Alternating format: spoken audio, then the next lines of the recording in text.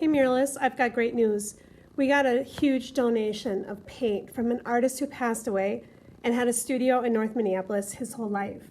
So we are going to take advantage of this, and each table is going to have their own set of paints. I'm sitting at the Banksy table, so I have the Banksy basket here, and you'll be responsible for your basket each class. In your basket, you should have paint palettes. Maybe they have paint on them, maybe they don't. If they have paint on them, they'll sit next to your basket. You'll find a bucket for water and brushes. If the brushes are clean, they should be bristle side up like this. If the brushes are being used or dirty, they should be in water in the bucket, and it's probably best just to set your bucket on the table. Materials collectors should put fresh water in your brush bucket, and then I want to show you a special tool that he donated that we'll use to get paints out of the buckets. This is called a palette knife. You can use it to take paint out of the bucket, but you can also use it to smooth out paint on your surface. This is how a lot of painters actually paint, getting a lot of texture, and we're going to use it both for that and for a tool. I divided up all of your baskets so that you should have more or less a rainbow of colors. If you want to just explore what you have first, you can set out all your colors and you can go in rainbow order.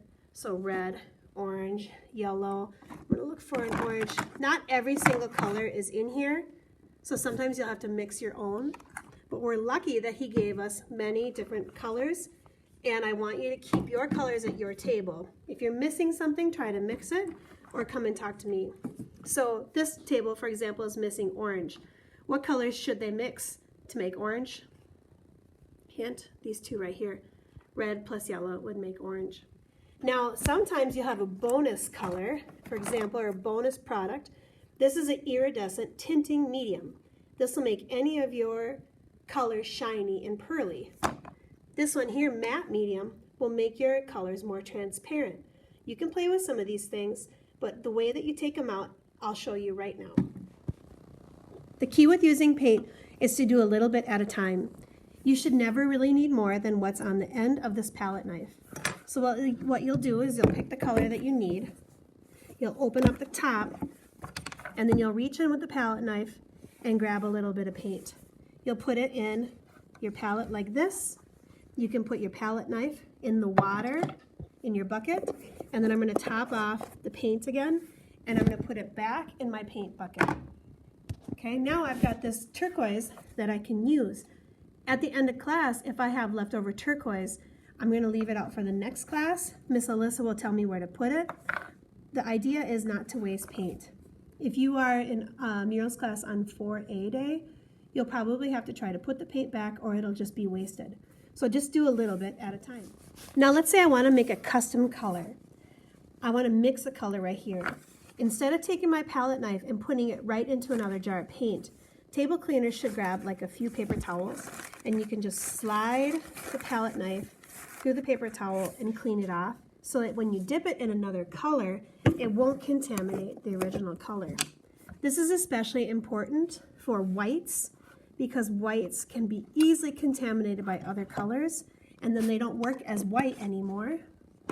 Okay, now I've got these two colors, turquoise and blue. I'm going to mix kind of an in-between color here. So I have my clean brush.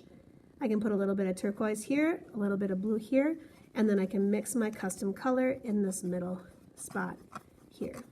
Okay? So the palettes are going to be great for you to make the colors you need on your painting. And then also to share paint, I'd like you and a partner to share the same palette. At the end of class, your brushes are going to go in a bucket of water like this. And if there's another class coming after yours, so if it's a B day, you can put your bucket of brushes in your paint bucket like this in the corner. Then you're going to return all of your paints so that they fit in your paint bucket. Stack them so that the tops are facing up. Okay, and then you'll put your palettes back on the materials table and return your bucket of brushes and paints to the yellow rack for the next class to use. Remember that all of these paints are acrylics. They're permanent paints. So you should always be working on a tablecloth or surface that's covering your table. You should be wearing an apron and being careful not to splatter paint or get it anywhere where it shouldn't be so that it doesn't stain anybody's clothes. or ruin anybody else's artwork. So that's it. At some point, remind me to do a thank you note for this artist for his very generous donation. Actually, we'll send it to his family because they gave us this stuff. Okay, so good luck painting, and make sure you really respect these materials. This is super special that we have them.